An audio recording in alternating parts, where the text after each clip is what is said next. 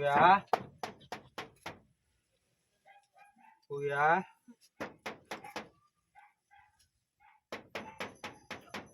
Kuya? Oh, ano yun? Kuya, may tatanong sana ako sa iyo eh. Oh, Binigay mo daw to sa misis ko eh. Ang laki naman ng bill namin. bakit? May ano naman ah. May submitter naman kayo ah. Kaya nga, magkano ba ano sa'yo per kilowatts? 28. Ang mahal naman pala ng ano mo. Kung nga 12.7 lang per kilowatts eh oh. Di ba nag-usap naman tayo na bago ko kayo kabitan? Kaya nga pinasubmitter ko kayo, di ba? Ganun talaga pagka nakikikabit. Grabe naman kasi halos wala nang matira sa sahod ko eh. Kakabayad sa ano eh. Kuryente. Wala tayong magagawa dyan eh. Malakas din kayo kumonsumo eh. Ano bang gamit nyo?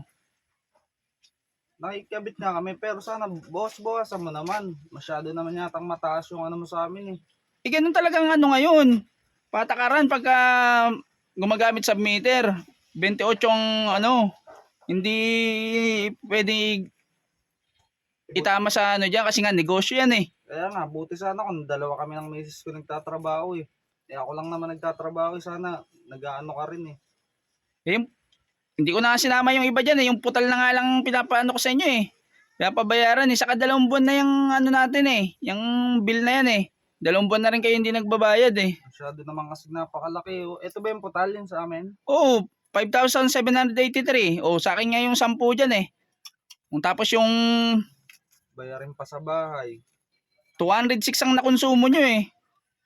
Paano hindi lalaki yung nyo? Ano bang may aircon yata kayo sa bahay nyo eh. Unti-unti nang gamit namin dun. Rep, electric fan. Tapos ano lang yung ilaw sa labas. Madalas pa kayo mag-video kayo doon pag nadaan ako. Ginagabi-gabi nyo kasi yung paggamit nyo eh. Baka naman may daya yung inano mo sa amin. Kaya ganito yung bill ng inaabot. Walang daya yun eh. Bago nga yung kinabit ko submitter sa inyo, paano magkakadaya yun? Sa kapitbahay namin, napakababa lang ng ano nila. Sila, may sarili sila eh. Kung gusto nyo, magpakabit kayo ng sarili nyo kung para hindi kayo nagrereklamo ng Grabe naman.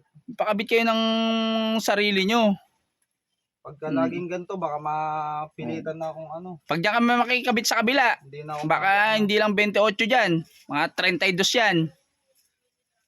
Yan oh. Gusto mo, kausapin mo yung dyan sa kabila. Diyan ka makikabit. Meron na rin nakikabit dyan eh. Nagre-reklamo nga rin dun eh. Sa kabila eh. Wala tayong magagawa dyan eh. Yan talagang saka nakasubmitter naman kayo eh.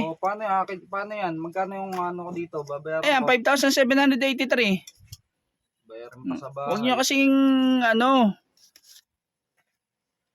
kasing nilalagpasan yung nakarang buwan, hindi rin kayo nagbayad eh. Pang 2 buwan na to eh. Grabe. Kaysa wala kayong ilaw. Mahirap may mga anak pa naman kayo. Hulog pa ako sa bahay. Bali magkano? 5,783. 5, 6, 6,000. Yung sukli, ko na nandyan deposit, pondo. Para susunod, makaluwag-luwag naman. Sige. Dapat ganyan, nagbabayad ka ng Grabe. Nagbabayad ka ng bill nyo para hindi kayo natatambakan. Baka naman pagka, bunutan mo na naman kami. Makapalya lang ako ng isang araw. Buo ko naman binabayaran sa'yo. Kaya nga, dapat nagsasabi kayo dito para hindi na ko tinatanggal. Hindi yung ilang araw bago kayo pumunta dito. Kung kailan tatanggalan kayo ng supply. Maisip mo rin na ako lang nagtatrabaho sa amin. Bawas-bawasan mo yung Sana wag na kayong gumamit ng kuryente kung kayong magbayad. Kayo na nga lang nakikabit eh. Kayo pa reklamo. Sa iba kayo magpakabit para mura.